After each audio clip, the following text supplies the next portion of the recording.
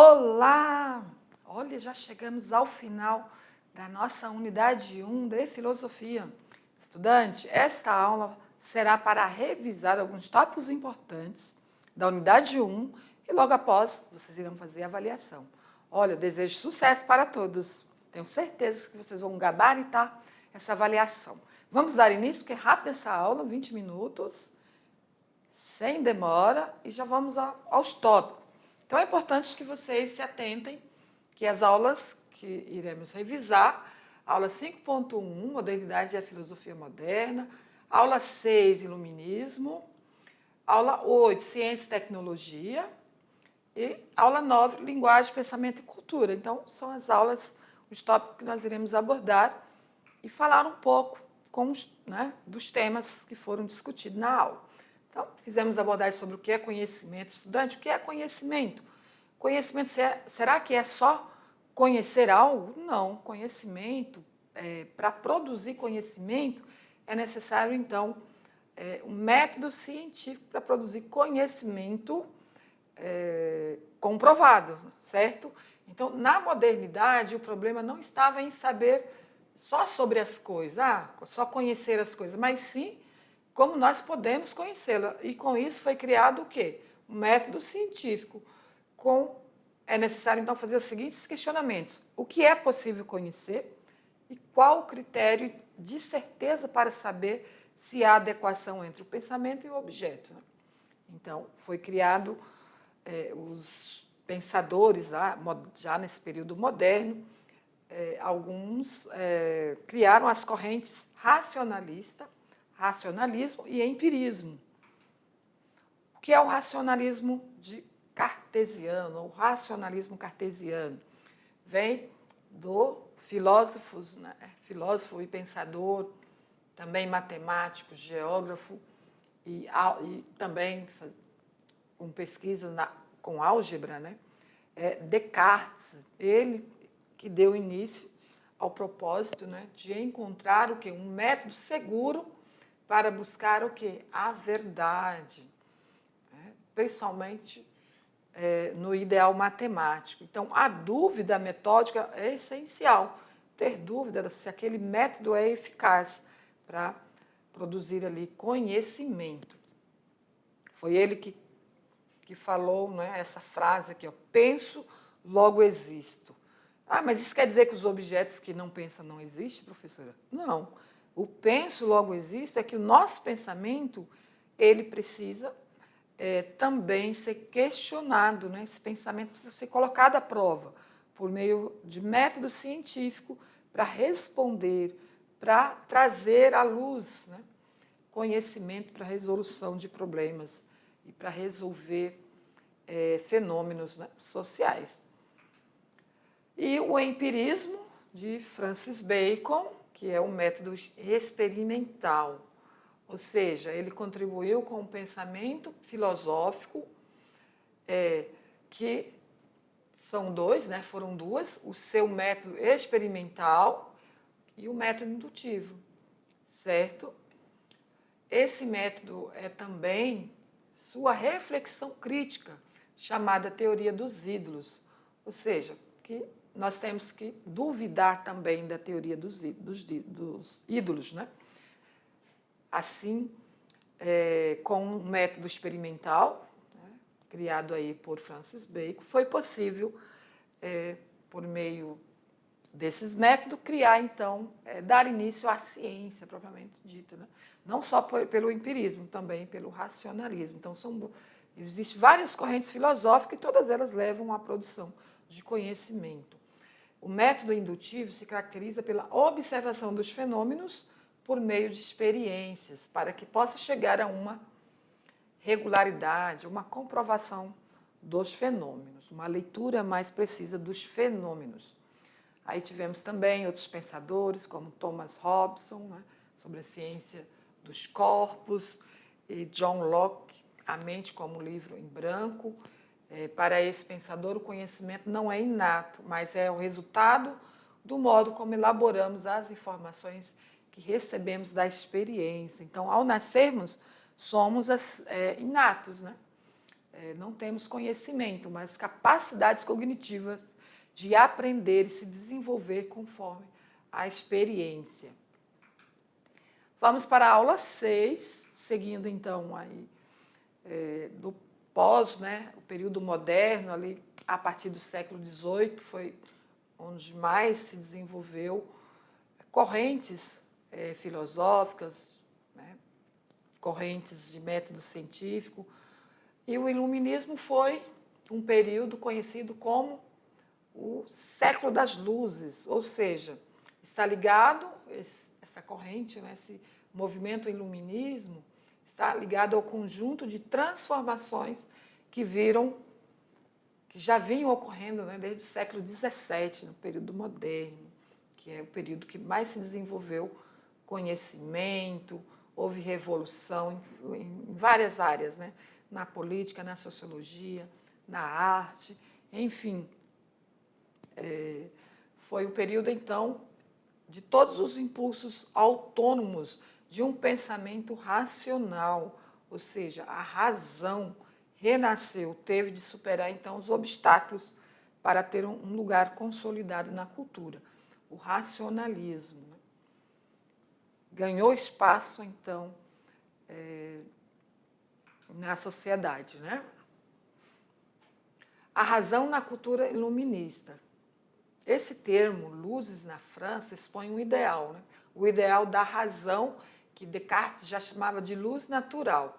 Para ele, a luz da razão libertada, né?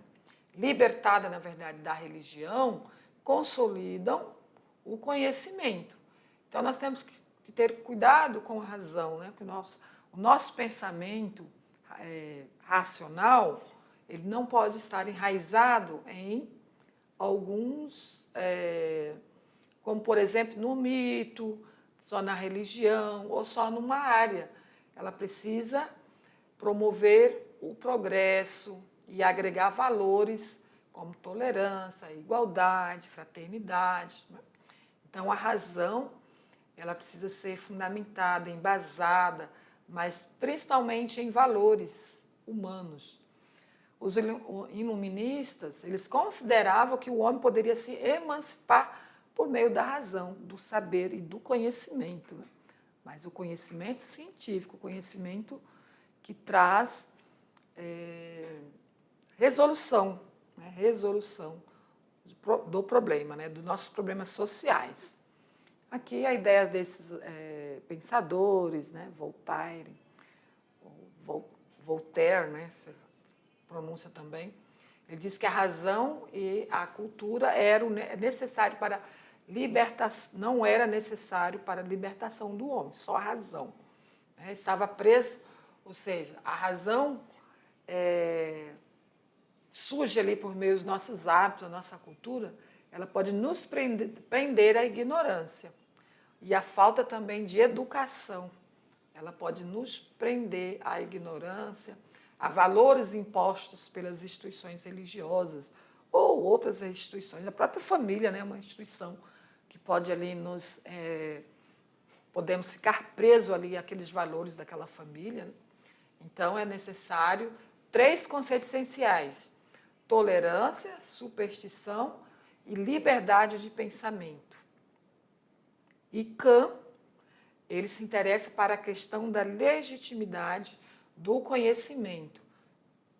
Por isso o questionamento: qual é o verdadeiro valor do nosso conhecimento e que conhecimento é esse? Então, todas essas reflexões foram importantes para o desenvolvimento da ciência. E chegamos, então, à aula 8, Ciência e Tecnologia, né? E uma das ideias que ainda permeava ali a Idade Média, desde a Grécia, né, período antigo e Idade Média, era a teoria geocêntrica, que era a Terra era imóvel, no centro do universo, né? Segundo essa teoria, a Terra era o centro do universo, com todos os planetas, e o Sol girava ao seu redor.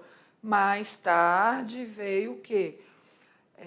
Uma teoria contestando, que foi a do pensador Copérnico, que foi a teoria, que nós vamos falar logo mais aqui na aula. Vamos ver que teoria foi essa que contestou o geocentrismo. Também houve lá na Idade Média a alquimia, né? Uma forma... esses alquimistas tinham ali, acreditavam na transmutação e na transferência do espírito de um metal nobre para a matéria. Porém, estudantes, claro, não ocorreu, isso era mito, né?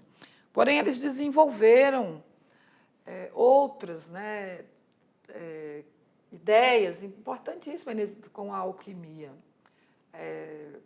Identificaram algumas substâncias, né, químicas importantes, né, devido, então, a prática da alquimia, a Igreja Católica perseguiu alguns seguidores, né, dessa prática da alquimia, os alquimistas, que foi proibido, né, essa prática da alquimia, porque a Igreja dizia, principalmente o Papa João 22, que era heresia, que era herético, né? Chegamos, então, à Revolução Científica, estudante, que é a Revolução Copernicana, né? O pensamento que veio contrário à ideia, à teoria geocentrismo, que era terra-centro.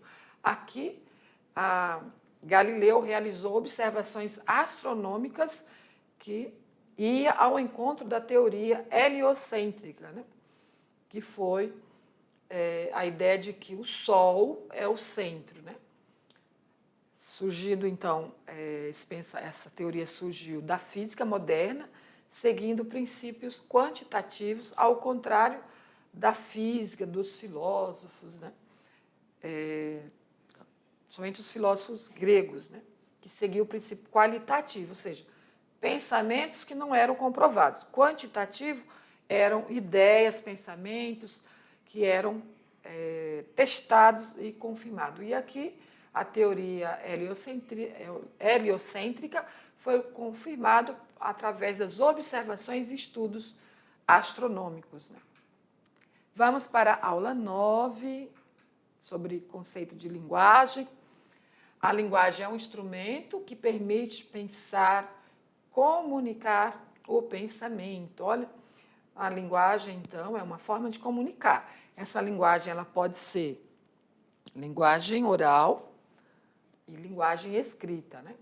É a forma de expressar o pensamento pela palavra, a linguagem oral, e a linguagem escrita é por meio de sinais, que pode ser imagens, códigos, enfim, pode ser a linguagem corporal, movimento. Toda linguagem, então, estudante, é um sistema de signos. O signo está no lugar, ele substitui o quê? O objeto, certo? Então, ele se torna a representação do objeto.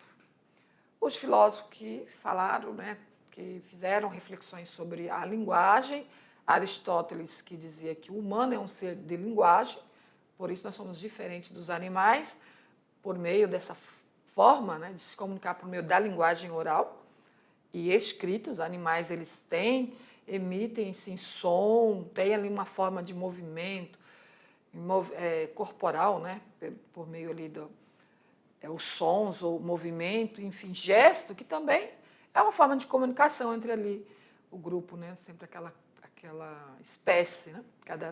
Cada espécie tem a sua forma de se comunicar também, mas nós nos diferenciamos por essa capacidade de falar, emitir a linguagem. Aqui ainda trouxe para vocês, deixa eu ver aqui o próximo slide, funções da linguagem, e nós não comentamos muito durante a aula, então não vou nem expressar também aqui, não vou nem falar sobre isso. Mas os tipos de linguagem. Os tipos de linguagem são linguagem formal e informal. Formal, pelas normas gramaticais. Informal, a linguagem popular. Verbal é a oral. E a linguagem não verbal, vou citar como, por exemplo, imagens, certo? E a linguagem, ela está estreitamente, podemos dizer assim, ligada à cultura. porque a cultura é um conjunto dos hábitos sociais, religiosos, manifestações intelectuais ou folclóricas, né? Artísticas. Então, a linguagem está atrelada a tudo isso, né? Então, a nossa linguagem ela tem uma variação muito ampla, muito diversificada, porque depende da cultura, de cada povo, de cada grupo, de cada região. A linguagem, então, é o solo da cultura e ela é sempre inclusa no mundo dos objetos, do conhecimento, e a linguagem, então, é a expressão comunicativa. Aqui as referências nós utilizamos nessa aula, e eu trouxe aqui o meu amigo Hélio para falar que vocês vão agora para um momento muito importante também, né? Não muito importante, que é a avaliação. Então, queridos, a avaliação foi feita com muito carinho, muito cuidado, com base nos conteúdos, daquilo que nós fizemos discussões, né, durante as aulas, no qual vocês assistiram, escreveram, anotaram, fizeram atividade. Então, não está difícil, né? O objetivo da avaliação é mensurar se o estudante conseguiu compreender ou aplicar aqueles conceitos ali na prática, certo?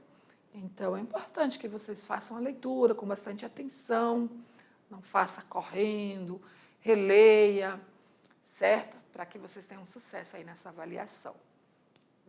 Eu vou continuar com vocês aqui ainda, tá? Com o professor Hélio, na segunda unidade. Alguns momentos que for possível, estarei com ele também, aí dando continuidade aos nossos estudos. Desejo sucesso para todos e até um outro momento. Beijo, beijo.